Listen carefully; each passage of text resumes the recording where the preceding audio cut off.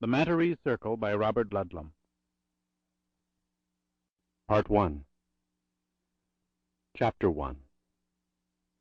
We three kings of Orient are, bearing gifts we traverse afar.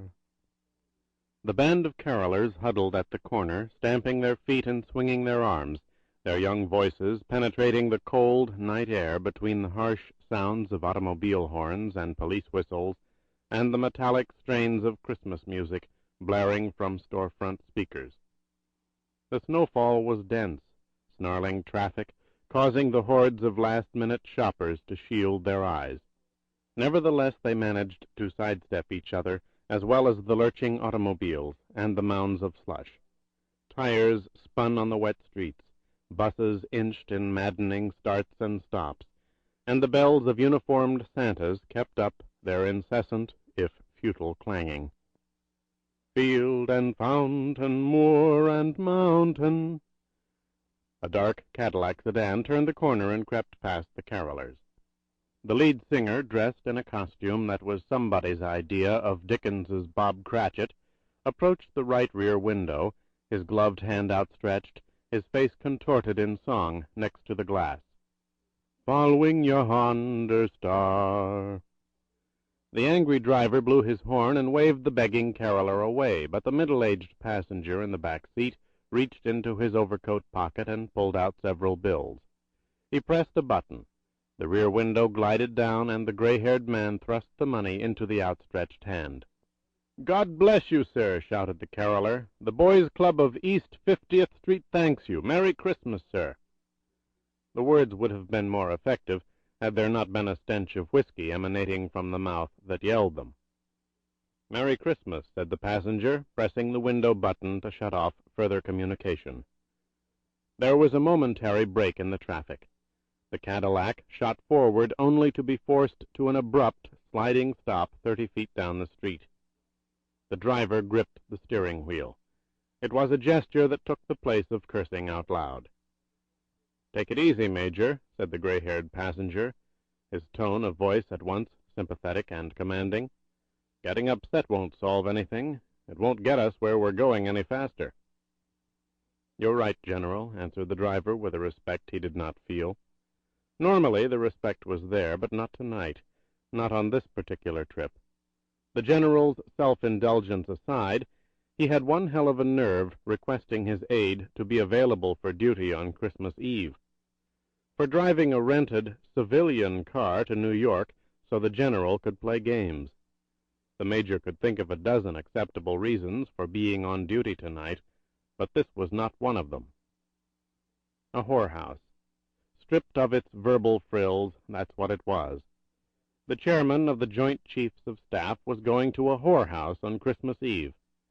And, because games were played, the General's most confidential aide had to be there to pick up the mess when the games were over.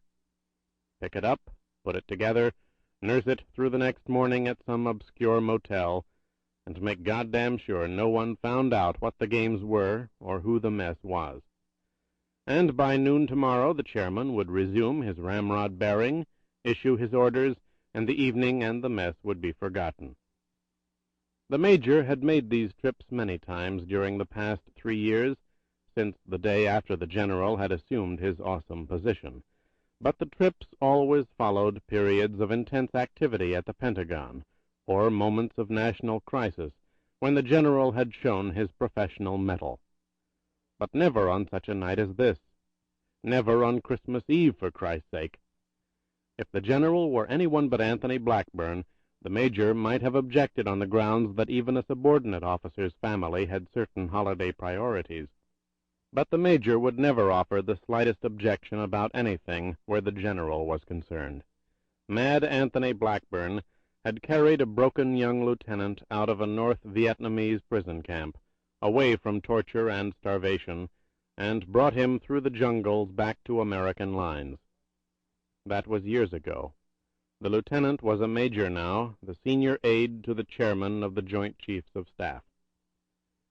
Military men often spoke bromidigally of certain officers they'd follow to hell and back. Well, the Major had been to hell with Mad Anthony Blackburn, and he'd return to hell in a shot with a snap of the general's fingers. They reached Park Avenue and turned north.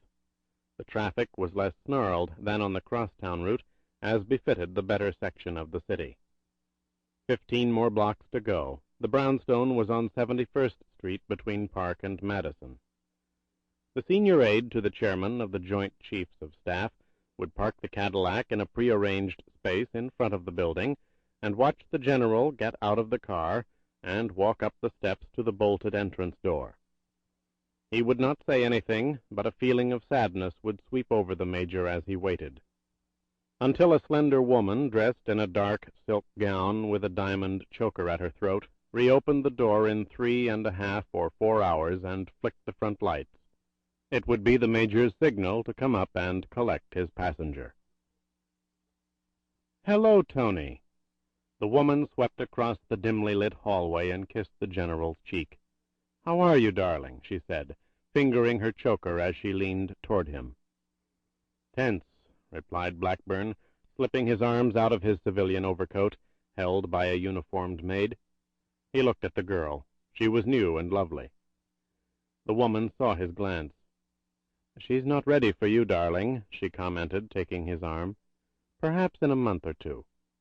Come along now. We'll see what we can do about that tension. We've got everything you need. The best hashish from Ankara, absinthe from the finest still in Marseille, and precisely what the doctor ordered from our own special catalogue. Incidentally, how's your wife?" "Tense," said the general quietly. "She sends you her best." "Do give her my love, darling."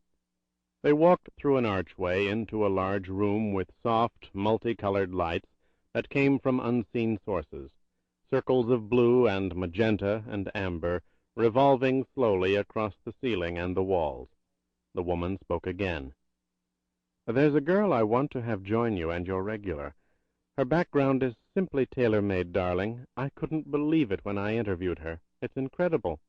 I just got her from Athens. You'll adore her." Anthony Blackburn lay naked on the king-sized bed, tiny spotlights shooting down from the mirrored ceiling of blue glass. Aromatic layers of hashish smoke were suspended in the still air of the dark room. 3 glasses of clear absinthe stood on the bedside table. The general's body was covered with streaks and circles of water paint, finger marks everywhere, phallic arrows pointing to his groin, his testicles and erect penis coated in red, his breasts black, matching the matted hair of his chest, the nipples blue and joined by a straight finger line of flesh white. He moaned and whipped his head back and forth in sexual oblivion as his companions did their work.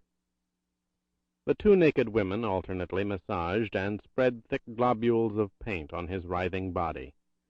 As one revolved her breasts about his moaning, moving face, the other cupped his genitalia, groaning sensually with each stroke, uttering false, muted screams of climax as the general approached orgasm, halted by the professional who knew her business.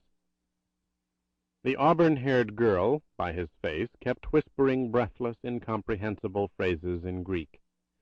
She removed herself briefly to reach for a glass on the table. She held Blackburn's head and poured the thick liquid onto his lips. She smiled at her companion, who winked back, Blackburn's red-coated organ in her hand. Then the Greek girl slid off the bed, gesturing toward the bathroom door. Her associate nodded, extending her left hand up toward the general's head, inserting her fingers into his lips to cover for her companion's brief indisposition. The auburn-haired woman walked across the black carpet and went into the bathroom. The room resounded with the groans of the general's writhing euphoria. 30 seconds later the Greek girl emerged, but she was no longer naked. She was dressed now in a dark tweed coat with a hood that covered her hair. She stood momentarily in the shadows, then stepped to the nearest window and gently pulled back the heavy drapes. The sound of shattering glass filled the room as a rush of wind billowed the curtains. The figure of a broad-shouldered, stocky man loomed in the window. He had kicked in the panes, and now leaped through the frame, his head encased in a ski mask a gun in his hand. Sample complete. Ready to continue?